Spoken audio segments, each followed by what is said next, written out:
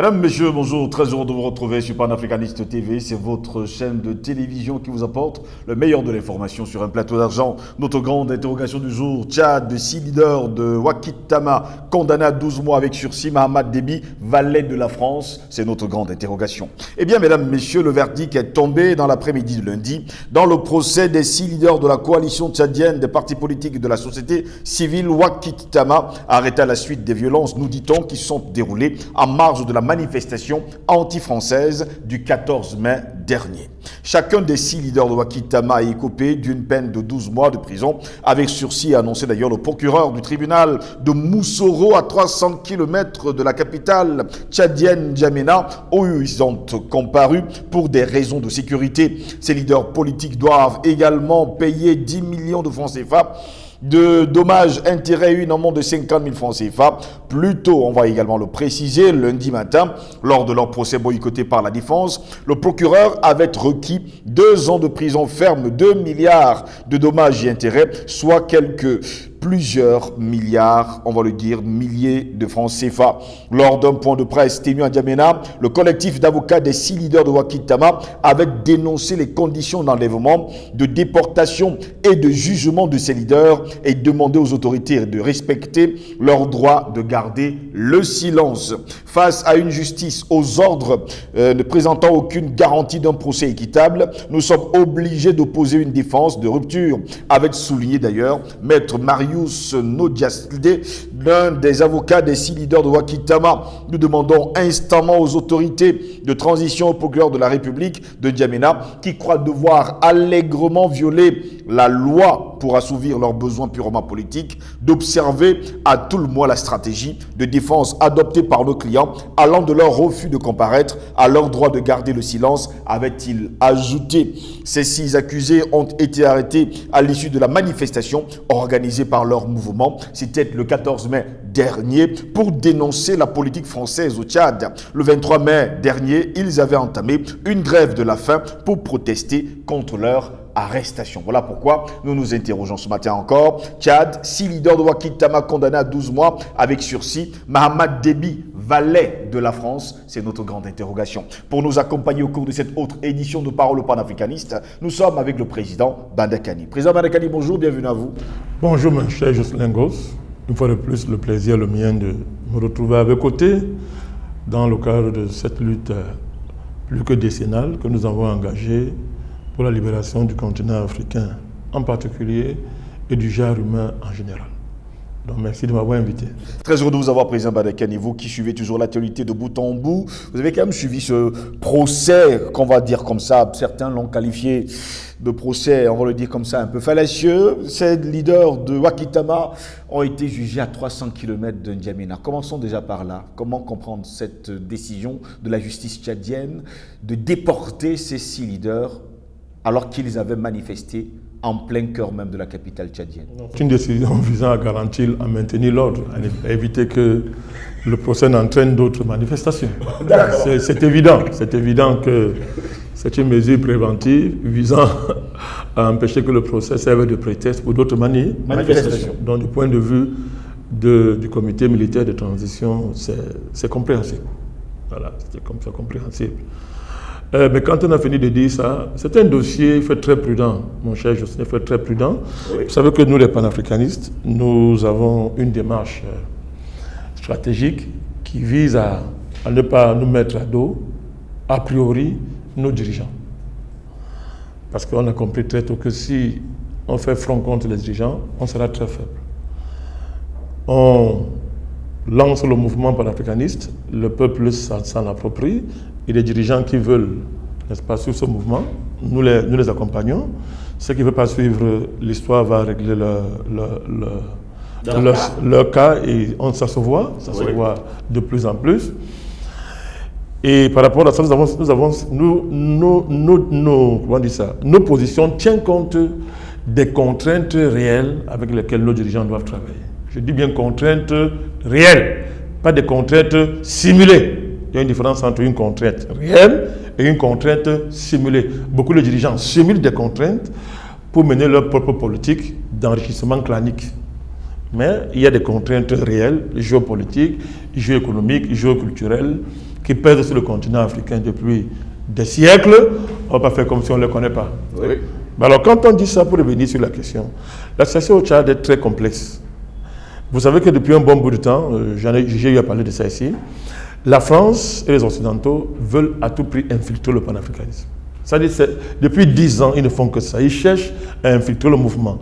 Et plus le mouvement prend de l'ampleur, plus ils essayent de le faire. La nouvelle technique de la France, c'est de convertir ces agents en panafricanistes.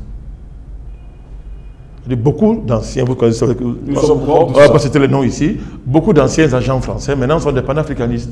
Chacun aujourd'hui est panafricaniste. Beaucoup se revendiquent d'hommes politiques, se revendiquent du panafricanisme. Même à la dernière heure, Macky Sall par exemple, joue à ça. Il joue beaucoup, il joue à ça pour couper l'herbe sur le panafricanisme rampant qui accourt au Sénégal. Il n'est pas le seul. Bon, que les dirigeants se convertissent, c'est une bonne chose. On a vu le cas d'Ebi, il y a plein d'autres. Mais que les dirigeants viennent surfer sur cette dynamique-là pour continuer leurs anciennes politiques, ça ne marchera pas. Ça ne marchera pas. Donc, le Tchad n'échappe pas à cette stratégie. La coalition Wakita Matla, dans sa composition, il faut, je suis désolé de le dire, demande une certaine vigilance. Il y a de nouveaux panafricanistes qui sont très suspects dans cette affaire. Il y a une partie de l'opposition tchadienne qui subitement est panafricaniste. Et moi, je me méfie de ça au regard de leurs alliances qui n'ont pas rompu. Je ne vais pas citer les noms, vous voyez un peu mon regard. Il y a un jeune homme politique tchadien qui maintenant joue au panafricain. Un jeune opposant tchadien qui joue au panafricaniste. Moi, je regarde ça avec beaucoup de pincettes. Donc, il n'est pas exclu que Wakitama a risqué d'être manipulé par une infiltration des réseaux français. Mais quand on a dit ça, le mouvement dans son ensemble est une fierté pour nous les panafricanistes. C'est évident. Est une fierté pour nous panafricanistes. Et nous, on ne peut pas se réjouir du fait que les panafricanistes soient embastillés, que des animateurs de mouvements panafricanistes soient embastillés comme on a vu le cas au niveau du Tchad. Je me réjouis qu'en fait, il y ait une condamnation avec ceci, qui est une forme d'apaisement. Parce que vous avez tout à l'heure lu les réclamations premières de M. le procureur. Oui. Elles étaient très lourdes. Ils étaient très lourdes, avec des amendes très élevées. Mais il y a eu l'intervention, je crois, du président du comité de dialogue national de dialogue, je crois que c'était Kezabo, qui avait demandé qu'on les libère. Et apparemment, le suicide est une forme de libération. Nous nous réjouissons qu'ils soient libres. On n'aurait pu même pas les condamner avec ceci. On aurait pu enlever ça. Oui. Parce qu'on aurait pu enlever ça. La manifestation qui a été faite est une manifestation qui va dans le sens du progrès, du bien du Tchad, qui va dans le sens de la libération de ce pays. Je ne vois pas pourquoi est-ce qu'on doit punir des patriotes, n'est-ce pas, qui s'élèvent pour demander la libération de leur pays. C'est une contradiction. Deuxième chose que je vais dire, pour aller dans le fond des choses, la situation au Tchad est très complexe. Vous avez posé une question à savoir si Mohamed Déby est un valet de la France. La question mérite d'être posée, mais la réponse doit être très prudente. La réponse mérite d'être posée, mais il faut être très prudent dans la réponse. La mort du maréchal Déby a précipité ce pays dans une situation extrêmement dangereuse et glissante. Il faut rappeler les faits. Il faut rappeler que quand le maréchal Déby est assassiné par la France, c'est notre position dès le premier jour. Nous ne bougeons pas là-dessus. Nous savons pourquoi nous le disons. Et personne n'a démontré le contraire jusqu'à présent. Donc, nous accusons Macron et M. Le Drian d'avoir planifié l'assassinat du maréchal Déby. En attendant que je subisse un procès, je l'affirme. Et nous avons les éléments pour le dire. Alors, le pays s'est retrouvé dans une situation très glissante et l'armée a dû prendre sa responsabilité. Après le refus, la démission du président de l'Assemblée nationale qui a refusé de jouer son rôle, l'armée a dû prendre sa responsabilité.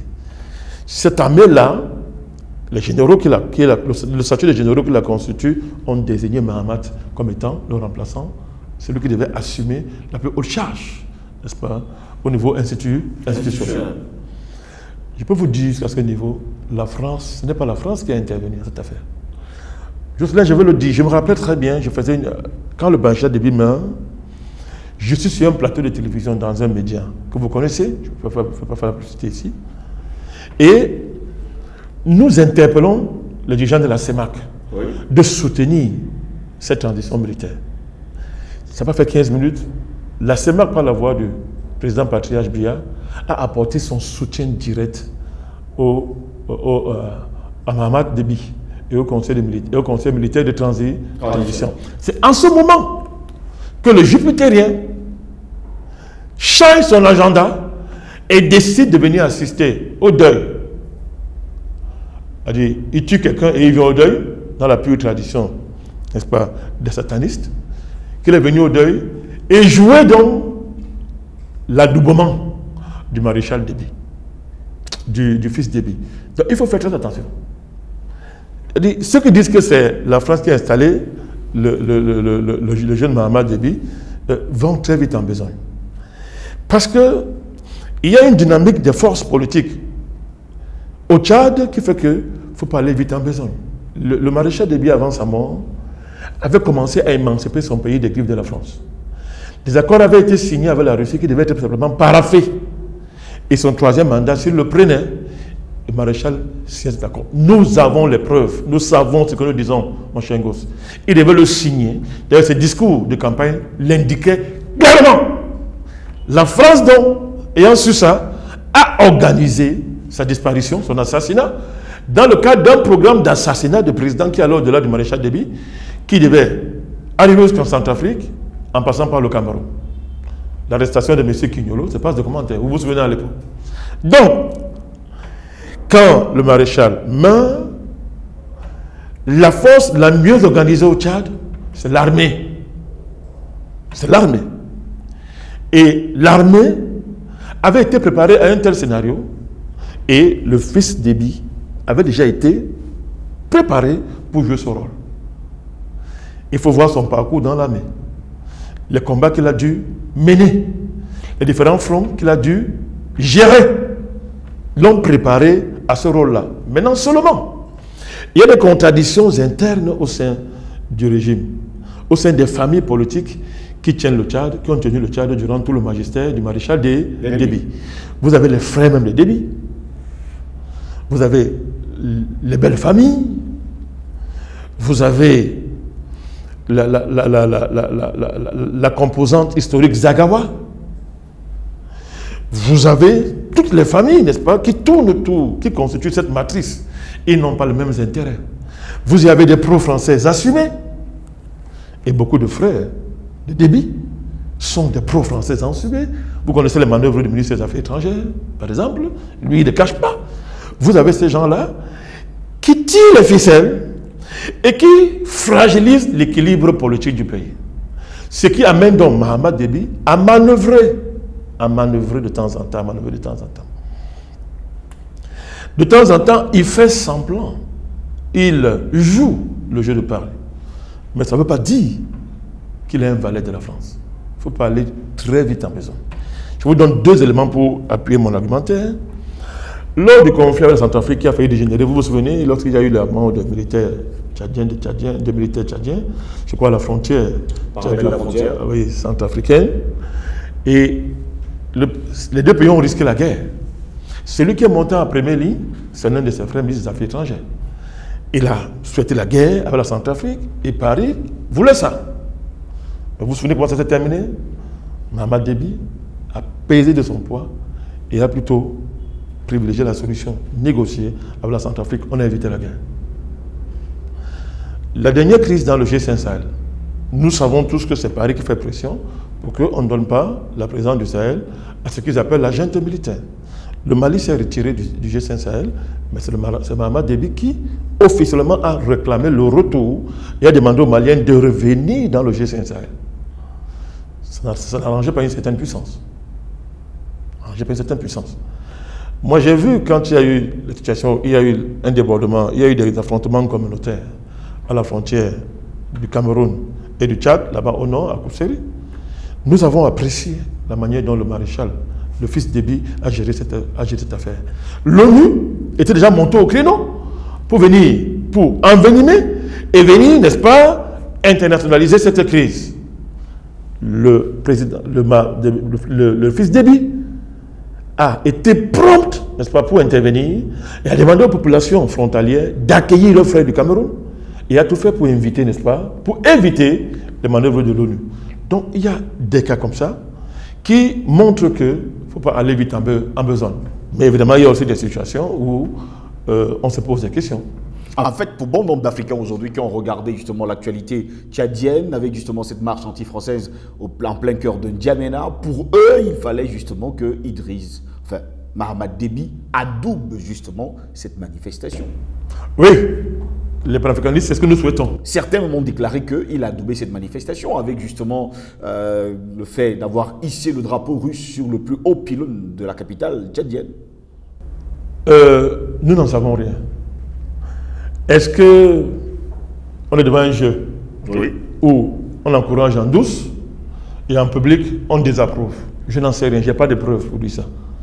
Je n'en sais rien. Mais ce que je sais, c'est que depuis la mort du maréchal, l'assassinat du maréchal Déby, il y a une prolifération des manifestations anti-françaises au Tchad. Je vous donne encore un autre élément. On dit que la marche a été encadrée par les forces de l'ordre. Mais ce n'est pas la seule marche, vous vous souvenez? Ce n'est pas la seule marche. Vous avez couvert des marches, vous avez oublié, vous avez couvert des marches en d'autres lieux et en d'autres temps.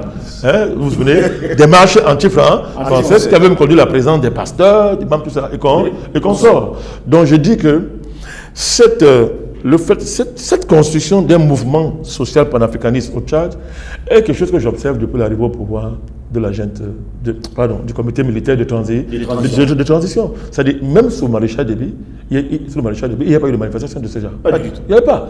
Donc, c'est une donnée quand même qui doit nous interpeller.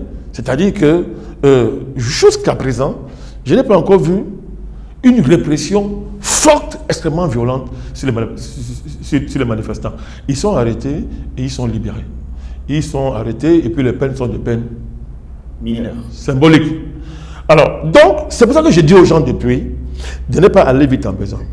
Le Tchad est un pays extrêmement important dans le cadre de la géopolitique dans le Golfe de Guinée. Si on s'amuse et que le Tchad est déstabilisé et est totalement repris en main par les Occidentaux, c'est une catastrophe pour le Golfe de Guinée. Donc il y a une bataille, ce n'est pas réglé, hein? Il y a une bataille, n'est-ce pas, pour que, n'est-ce pas, les forces panafricanistes, les forces patriotiques, n'est-ce pas, prennent le dessus au Tchad. C'est une lutte dans laquelle nous devons jeter toutes nos forces. Les pays de la sous-région, n'est-ce pas, et les panafricanistes doivent être extrêmement vigilants pour ne pas être très émotifs dans cette analyse et perdre le fil de cette dynamique-là, mais savoir être ferme et en même temps accompagner chaque dynamique panafricaniste, chaque espace panafricaniste que nous allons conquérir dans ce pays-là. C'est pour ça que je ne suis pas de ceux qui estiment qu'il faut couper les ponts avec le comité militaire de transition, les traités de Valais et les jeter comme ça en pâture, sans tenir compte de la complexité de la situation tchadienne. Vous voyez qu'il y a quelques mois, le comité militaire de transition au Tchad a envoyé une délégation en Russie. Attention, qui allait signer ces accords. Donc, ce sont des faits. Vous voyez qu'il y a des efforts que la France, évidemment, fait tout pour contrecarrer. Il y a Barkhane, à côté du palais présidentiel tchadien, il ne faut pas l'oublier. Il y a Barkhane au nord du Tchad, Faya la justice consort. Donc, c'est un pays qui connaît la même mise de la France depuis le début de son histoire. Donc, ce n'est pas évident. Ce n'est pas évident. La France, c'est comme une censure. C'est un vampire. Il vous colle à l'intérieur de manière que si vous voulez l'enlever, vous mourrez même vous-même. Donc, il faut avoir un art du bistouri.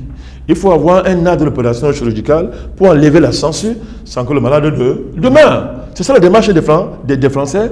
Nous diviser. J'ai parlé une fois de ce qu'on appelle le syndrome du perron de l'Élysée. Le syndrome du perron de l'Élysée, c'est quoi? C'est que la France, souvent, quand elle sait qu'elle est en train de perdre un pays, elle évite le président. Elle le reçoit à l'Élysée, depuis que le panafricanisme monte en puissance. Comme ça, du coup, elle pose le président de fait à une certaine opinion panafricaniste qui ne conçoit pas que les présidents africains continuent à aller à l'Élysée. C'est-à-dire, la France, elle ne rompt pas les relations, mais elle piège de temps en temps comme ça. Donc, si nous ne sommes pas très vigilants, on tombe dans le syndrome de l'Élysée. La France a fait ça avec le maréchal Déby, de son vivant. Elle a fait ça avec plusieurs présidents pour nous amener à être divisés sur ce que j'appelle, ce qui n'est pas essentiel. Vous comprenez? Le mouvement panafricaniste n'est pas le fait des présidents. C'est le fait d'une nouvelle génération d'Africains qui ne sont pas des présidents. C'est un mouvement qui n'est pas dirigé par les chefs d'État. Nous tentons d'amener les chefs d'État sur le terrain en construisant la puissance symbolique du mouvement panafricaniste. Et nous sommes arrivés. Donc, l'analyse réelle des avancées panafricanistes, ce n'est pas le comportement des présidents. C'est le comportement des animateurs du mouvement panafricaniste. Et le mouvement avance. Il s'impose aux chefs d'État de plus en plus. Il change l'histoire du continent. Donc, il ne faut pas tomber dans le piège des Français qui, de temps en temps, jouent sur le perron de l'Élysée avec nos émotions pour nous diviser et nous amener à oublier que non, ce ne sont pas les présidents qui sont en première ligne, c'est les panafricanistes que M. Macron a très vite qualifiés d'agents de Moscou, de personnes stipendiées par Moscou, démontrant par qu'il n'était pas à notre niveau et que l'affaire l'avait dépassé. Donc, sur la question tchadienne, on va être très très vigilant. On va être très vigilant à l'égard des actes des BIFIS, mais en même temps, il ne faut pas faire des procès d'intention, il ne faut pas verser dans les émotions. Il faut tenir compte de la complexité de la situation tchadienne et aider le pays à basculer, n'est-ce pas, dans le front panafricaniste. Merci à vous, Président Badakali, d'avoir été des nôtres. Moi qui vous remercie, justement. Mesdames, Messieurs, c'est ici que s'achève cette autre édition de Parole panafricaniste. Au plaisir de vous retrouver très prochainement. Bonne journée à toutes et à tous.